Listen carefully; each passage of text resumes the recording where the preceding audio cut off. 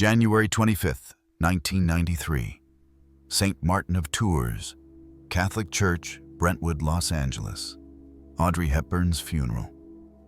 2,000 mourners packed inside. Hollywood royalty, world dignitaries, family, friends. At the podium stands Gregory Peck, 76 years old, distinguished, gray-haired, one of the last surviving legends of Hollywood's golden age. He's been asked to give the eulogy for his Roman holiday co-star. He begins speaking. His voice is steady, professional, talking about Audrey's grace, her kindness, her humanitarian work. The words are beautiful, appropriate, expected. Then something breaks. Mid-sentence, Peck's voice cracks. He stops. His hands grip the podium, his eyes fill with tears. He can't continue. The entire church goes silent. 2,000 people watching Gregory Peck, a man famous for his composure, his strength, his control, completely fall apart. He tries again, fails. His shoulders shake. He's crying openly now. Not subtle tears, sobbing. Grief so raw, so overwhelming, that people in the pews start whispering. His wife, Veronique, sitting in the front row, looks away. She knows. Everyone who knew Gregory Peck knows. This isn't just grief for a friend. This isn't mourning a co-star. This is a man who lost the love of his life 41 years ago and never recovered. Finally, Peck manages to finish. His last words, barely audible, "There will never be another like her." He walks back to his seat, sits next to Veronique. She doesn't touch him, doesn't hold his hand, because she understands something she's known for 35 years of marriage. She was never the woman Gregory Peck truly loved. That woman just died. And her name was Audrey Hepburn. To understand what happened at that funeral, you need to go back to spring 1952, when everything started. When Gregory Peck met a 23-year-old actress nobody had heard of, named Audrey Hepburn. Paramount Pictures was casting Roman Holiday. The script was perfect. A romantic comedy about a princess who escapes her royal duties for one day of freedom in Rome with an American journalist. Smart, charming, the kind of film that could define careers. Gregory Peck was already attached as the male lead. He was 36 years old and one of Hollywood's biggest stars. He'd been nominated for multiple Academy Awards. Women loved him. Men wanted to be him. He had the looks, the talent, the box office appeal, and he was married to Greta Kukkonen, a Finnish woman he'd married in 1942. They had 3 sons, Jonathan, Stephen, and Carrie. On paper, a perfect Hollywood family. In reality, the marriage had been struggling for years. Peck worked constantly, was gone for months at a time. The distance had created cracks. But divorce in 1950s, Hollywood was career suicide. Studios had morality clauses. Divorced actors lost roles, lost endorsements, lost everything. So Peck stayed married, unhappily, waiting for something to change. Then Audrey walked into the audition. She was 23 years old, unknown. She'd done some small theater in London, a few minor film roles, but nothing that suggested star quality. She was thin, almost frail. Her features were unusual for Hollywood standards, not the bombshell type studios usually wanted. But when she read for the role, something magical happened. Director William Wyler saw it immediately. Producer screen tests confirmed it. This girl had something indefinable. Grace, vulnerability, an innocence mixed with intelligence. Wyler cast her as Princess Anne, Peck's co-star. The film would rest on their chemistry. Nobody anticipated what that chemistry would become. Filming began in June 1952, Rome, Italy. The entire production shot on location, revolutionary for Hollywood at the time. The cast and crew lived in Rome for 3 months, away from studios, away from handlers, away from wives.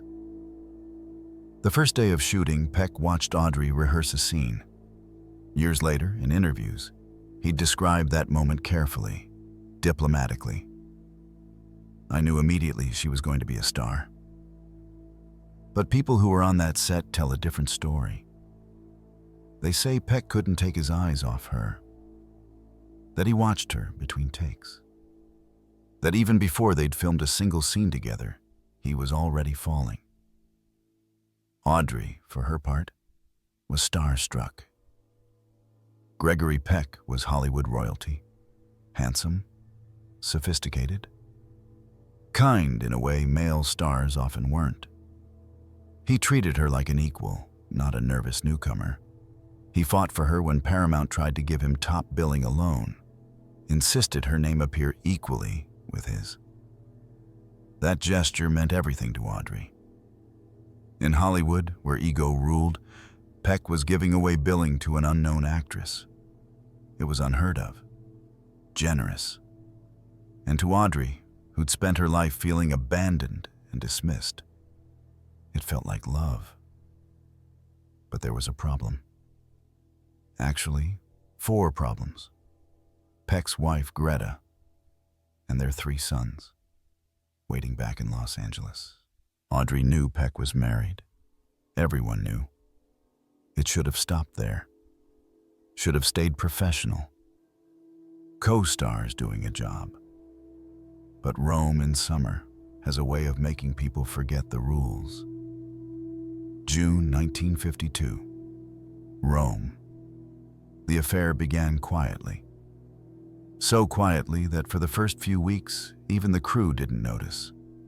Peck and Audrey would rehearse scenes after everyone else left. Have dinner together to discuss character motivation.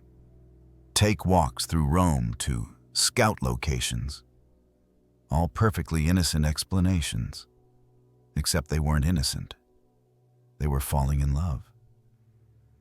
Costume designer Edith Head, who was on location for fittings, later told friends, "I knew within 2 weeks."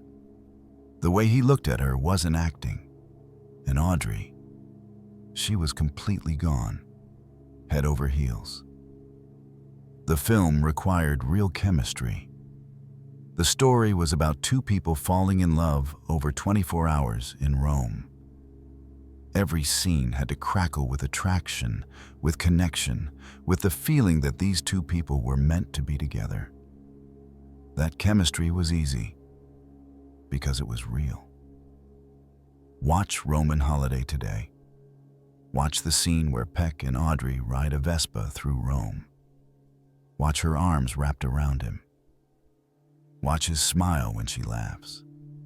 Watch the final scene at the embassy when Princess Anne and Joe Bradley say goodbye, knowing they can never be together. That goodbye wasn't acting. That was Gregory Peck and Audrey Hepburn breaking their own hearts on camera. By mid-July, the affair was an open secret among the cast and crew. They'd see Peck leaving Audrey's hotel room early in the morning, see them holding hands between takes when they thought nobody was watching, see the way they'd disappear during lunch breaks and return flushed, disheveled, obviously having done more than eat. Director William Wyler was pragmatic about it. "As long as it shows up on screen, I don't care what they do off camera," he reportedly said. And it did show up on screen. The dailies were magical. The chemistry was undeniable. But back in Los Angeles, Greta Peck was reading gossip columns. Hollywood reporters were in Rome. They saw everything. And while they couldn't print explicit details, Studios controlled the press too tightly. They could hint. Gregory Peck and newcomer Audrey Hepburn seemed quite close on the Roman holiday set. Greta wasn't stupid. She knew what quite close meant. She'd been married to Gregory for 10 years. She knew when he was lying. And when he called from Rome, saying he missed her, saying filming was exhausting but he couldn't wait to come home, she heard the lie in his voice. In late July, Greta called the hotel in Rome directly. Asked to be connected to Gregory's room. It was 3 a.m. Rome time. He didn't answer. She called again 30 minutes later. Still no answer. She called Audrey's room. Busy signal, phone off the hook. That was all Greta needed. The next day, she contacted her lawyer. Started preparing divorce papers. Not filing yet. That would be too public, too damaging. But preparing. Because Greta Peck wasn't going to be humiliated by a 23-year-old actress who'd stolen her husband. Meanwhile, in Rome, Peck and Audrey existed in a bubble. They talked about everything. He told her about his unhappy marriage, about feeling trapped, about how meeting her felt like waking up after years of sleepwalking. Audrey told him about her father abandoning her at age 6, about the war years and starvation, about her desperate need to be loved and chosen, about how Peck made her feel safe in a way nobody ever had. They talked about the future, hypothetically, carefully. What if things were different? What if he weren't married? Could they be together? Really together? Peck said yes, absolutely yes. He'd leave Greta, he'd figure out the custody arrangements with his sons, he'd face the studio consequences because Audrey was worth it. Worth everything. Audrey wanted to believe him, but something held her back. A voice inside her, maybe her mother's voice, maybe her own conscience, saying, "You don't build happiness on someone else's destruction." August 1952, filming wrapped. The cast and crew returned to Los Angeles. Peck went home to Greta and his sons. Audrey checked into a small apartment in West Hollywood. They promised to talk, to figure things out, to find a way. But reality hit fast. Greta confronted Gregory the day he returned. "Are you in love with her?" she asked. Not, "Did you sleep with her?" Not, "Did you have an affair?" Just, "Are you in love?" Gregory Peck, a man famous for his integrity, his honesty, couldn't lie. "Yes," he said, "I am." Greta's response was calm, cold, calculating. "Then you have a choice. File for divorce and destroy your career, or end it with her and keep everything." She knew Hollywood's rules, knew the studios wouldn't tolerate a divorce scandal, especially not one where a major star left his wife and 3 children for a younger actress. The morality clauses in Peck's contracts were ironclad. If he divorced Greta for Audrey, he'd lose millions, lose roles, possibly lose everything. Peck tried to argue, said they could make it work, that his career would survive, that love mattered more than money. Greta laughed. "Ask Ingrid Bergman how her career's going," she said. Bergman had left her husband for Italian director Roberto Rossellini in 1950. Hollywood blacklisted her, destroyed her reputation. She couldn't work in America for 7 years. That was the price of breaking the rules. Gregory Peck faced an impossible choice: his career and family, or Audrey. September 1952, Los Angeles. Gregory Peck sat in his study. Greta had given him 1 week to decide. Divorce her and face the consequences, or end it with Audrey and stay married. He was leaning toward divorce, He'd already contacted a lawyer quietly, started discussing terms. He was willing to pay, willing to lose, because he believed Audrey was worth it. Then he called Audrey, told her he was ready to leave Greta, ready to fight for them. Her response shocked him. "No," she said quietly. "I can't let you do that." "What do you mean?" Peck asked. "I want to be with you. I love you." "I love you too," Audrey said. "But I won't be the woman who destroys a family. I won't be the reason your sons grow up without their father. I can't live with that." Peck tried to convince her. His marriage was already broken. The divorce would happen eventually anyway. She wasn't destroying anything. She was just accelerating the inevitable. But Audrey was firm. She'd grown up without a father. She knew what abandonment felt like. She wouldn't do that to Peck's sons. Not for anything. Not even for love. "I need you to go back to Greta," Audrey said. Her voice was breaking. "Try to make it work. For your children. Please." This is where Audrey's wound shows.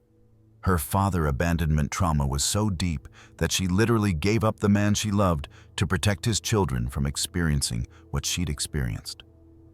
She chose their pain over her happiness. That's how damaged she was. Peck was devastated. "This is your decision?" he asked. "You're ending this?" "I have to," Audrey whispered, then hung up. For 3 days, Peck didn't call her back, didn't contact her. He sat in his house, drinking, trying to figure out what to do. Part of him wanted to ignore Audrey's wishes, show up at her door, convince her they could make it work. But another part knew she was right. The scandal would be massive. His sons would be hurt. His career would suffer. And Audrey, 23 years old, just starting out, would be labeled a homewrecker. Hollywood would destroy her before she even got started. So Gregory Peck made his choice. He stayed with Greta, told his lawyer to stop the divorce proceedings, told the studio everything was fine, told his friends the affair was over. But he couldn't stop loving Audrey. That part was impossible. August 27th, 1953. Roman holiday premieres in New York City. It's been a year since filming wrapped. A year since Peck and Audrey ended their affair. In that year, both their lives changed dramatically. Audrey's career exploded. Roman Holiday made her an instant star. The critics raved. Audiences loved her. She was nominated for an Academy Award, Best Actress. At 24 years old, for her first major role. And she'd moved on romantically, or tried to. She'd met actor Mel Ferrer in late 1953. He was older, 12 years older than her. Sophisticated, controlling. But he wanted to marry her. And Audrey, still heartbroken over Peck, said yes. Because being alone hurt more than being with the wrong person. Peck was still married to Greta, but the marriage was dead. They lived in the same house but barely spoke, slept in separate bedrooms, kept up appearances for the press. But behind closed doors, they were strangers. At the Roman Holiday premiere, Peck and Audrey saw each other for the first time since the affair ended. He arrived with Greta. Audrey arrived with her mother. They sat in different sections of the theater. When the lights went down and the film began, everyone in that theater watched one of the most romantic movies ever made. They watched Gregory Peck and Audrey Hepburn fall in love on screen. Watch them ride through Rome. Watch them dance. Watch them say goodbye at the embassy in that heartbreaking final scene. And everyone knew. The emotion on screen was real. The chemistry was real. This wasn't acting.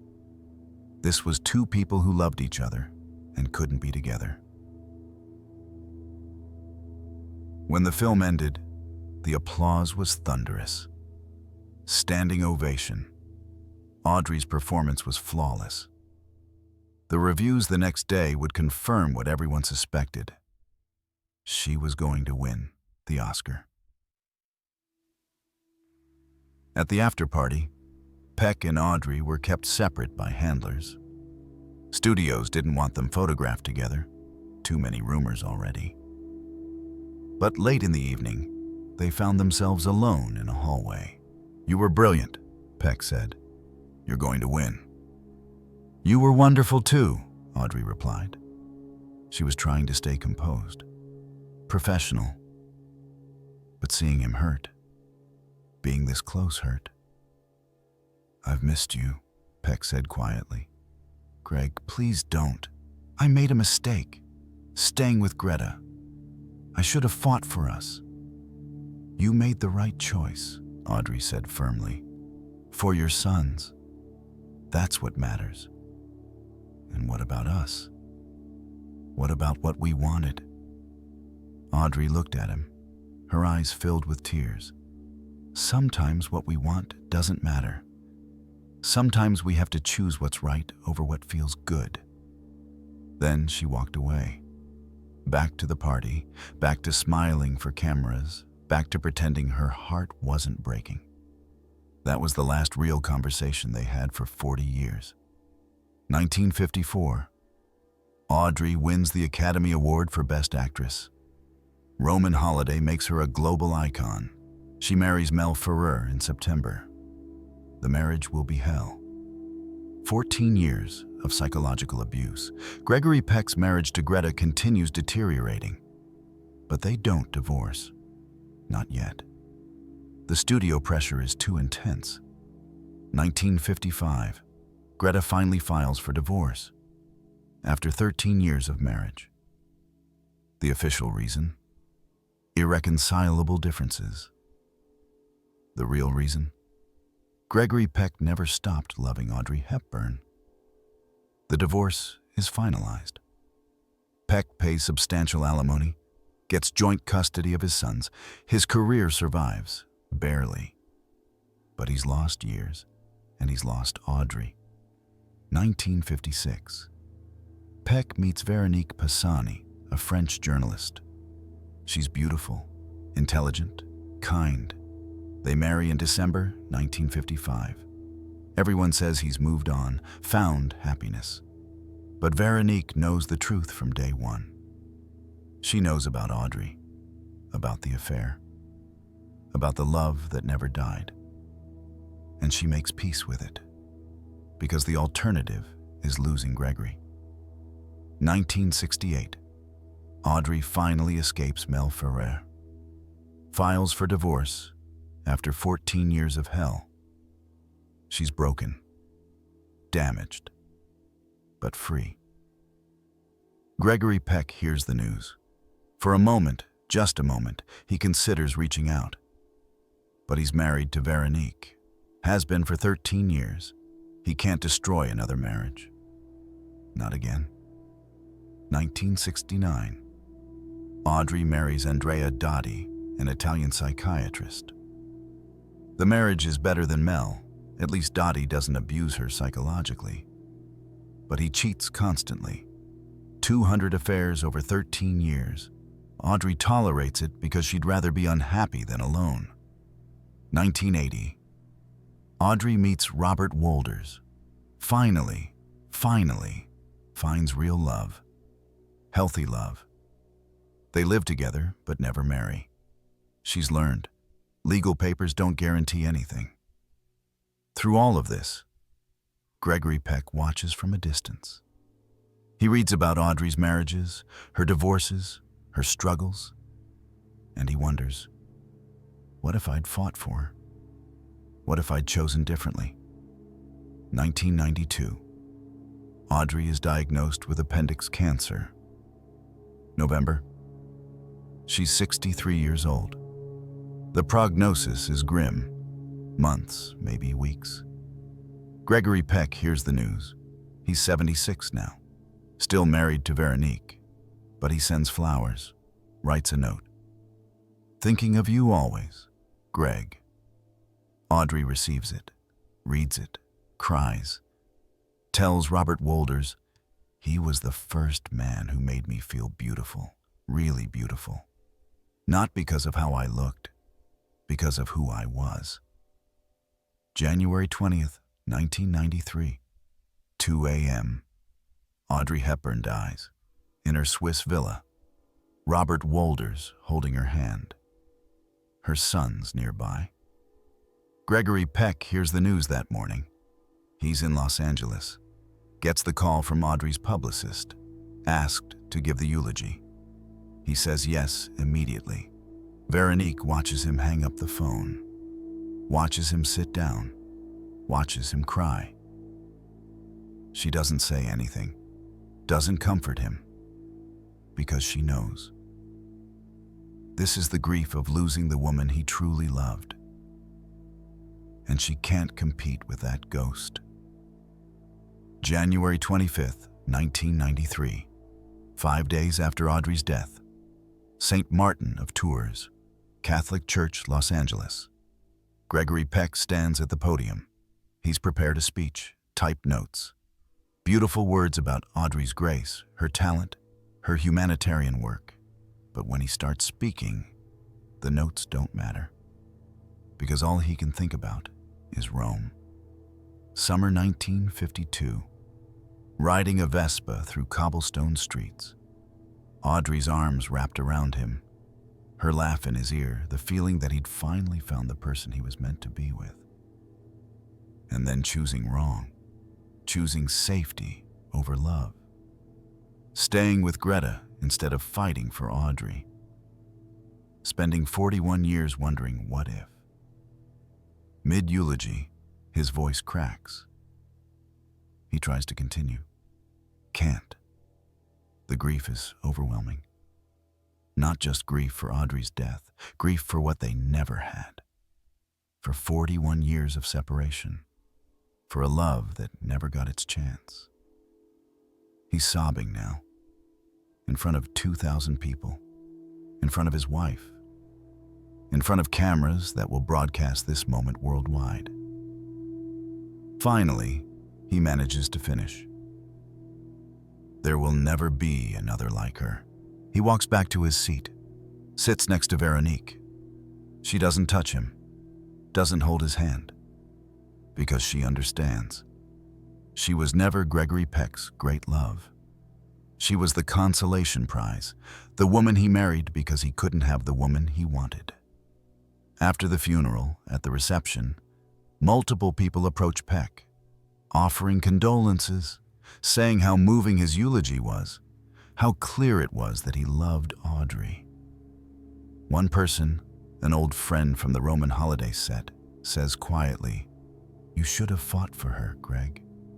You should have fought." Peck doesn't respond, because what can he say? He knows it's true. 2003, 10 years after Audrey's death, Gregory Peck dies, age 87. Cause, bronchopneumonia. In his final weeks, bedridden, barely conscious, he talks about Audrey. Veronique sits beside him, listening to her husband of 48 years confess that he never stopped loving another woman. His last clear sentence 2 days before death, "I should have gone with her to Rome. I should have stayed." Veronique understands. He's not talking about physical Rome. He's talking about choosing Audrey, choosing the life they could have had. Gregory Peck is buried in Cathedral of Our Lady of the Angels, Los Angeles. At his funeral, Veronique makes a request. "Please don't mention Audrey. He's with me now." But everyone knows. The love of Gregory Peck's life wasn't Veronique. It was Audrey. And 41 years of separation didn't change that. Summer 1952. Rome. Two people fall in love while making a movie about two people who fall in love and can't be together. The movie ends with goodbye. The princess returns to her royal duties. The journalist goes back to his life. They'll never see each other again, but they'll always have Rome. Gregory Peck and Audrey Hepburn lived that ending, except their goodbye lasted 41 years. From September 1952 to January 1993. 41 years of separate lives, different spouses, different paths. But the love never died. Audrey kept it private. She rarely spoke about Peck publicly, but friends knew. Robert Wolders knew. When she watched Roman Holiday, she'd cry at the ending, every time. Gregory Peck couldn't hide it. His wife knew. His friends knew. And when Audrey died, the entire world saw it, saw him break down at her funeral, saw the grief of a man who'd lost his chance 41 years earlier and never recovered. This is what happens when you choose safety over love. When you stay in the wrong relationship because leaving is too hard. When you let fear make your decisions. Gregory Peck chose his career and his children over Audrey. Noble choice? Maybe. Right choice? Depends who you ask. His sons got to grow up with their father. His career survived. He lived to 87, married to Veronique for 48 years. But he died loving Audrey Hepburn, died wishing he'd chosen differently, died knowing he'd let the great love of his life walk away. Audrey chose to let him go, chose to protect his children from the pain she'd experienced. Noble choice? Absolutely. Right choice? Also depends who you ask. She got to keep her conscience clear, got to know she hadn't destroyed a family, got to eventually find real love with Robert Wolders. But she died without ever telling Gregory Peck what his note meant to her. Died without saying, "Yes, I never stopped loving you either." Roman Holiday ends with Princess Anne and Joe Bradley in a room full of reporters. She's answering questions. He's watching from the back. They make eye contact. She says her favorite city was Rome. He understands. They'll always have Rome. Gregory Peck and Audrey Hepburn had Rome too. Summer 1952. 3 months of filming. 3 months of love. Then 41 years of wondering what if. The movie is beautiful. The love was real. The ending was tragic. And sometimes, even when you make the right choice, you spend the rest of your life regretting it. This is Audrey Hepburn. The Hidden Truth. From wartime horrors to Hollywood secrets, we uncover what they've been hiding for decades. Subscribe to discover the dark truth behind the elegant image.